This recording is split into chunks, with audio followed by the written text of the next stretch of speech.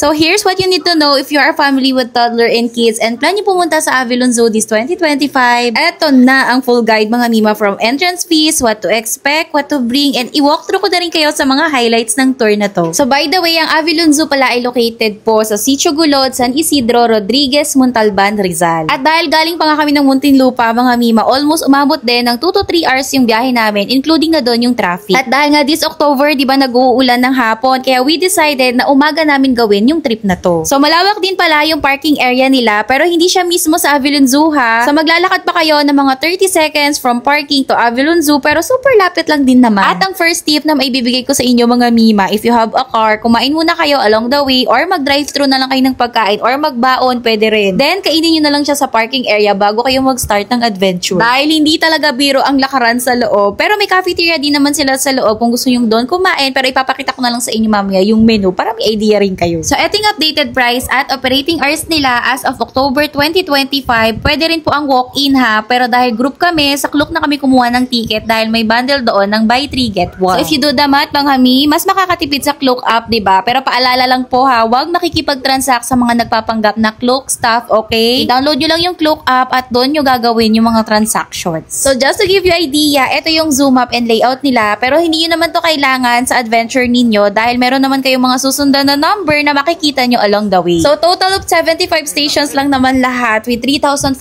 steps kung hindi kayo maliligaw at magpapabalik-balik. Kasi kami talaga mga mi, parang dumoble talaga yung number of steps namin.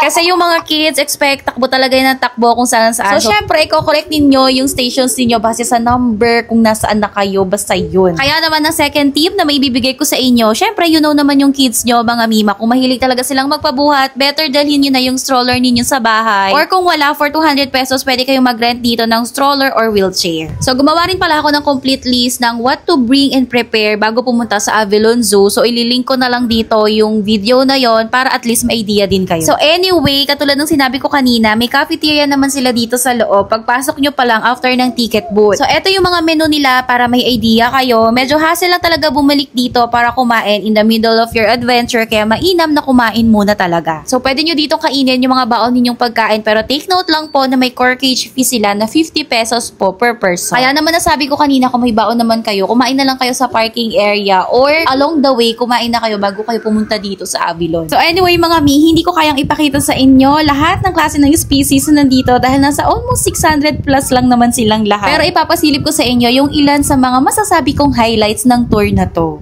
So number 1, syempre yung close encounter namin with some animals, like nagkaroon kami ng chance mahawakan yung orangutan, parrots, at snake.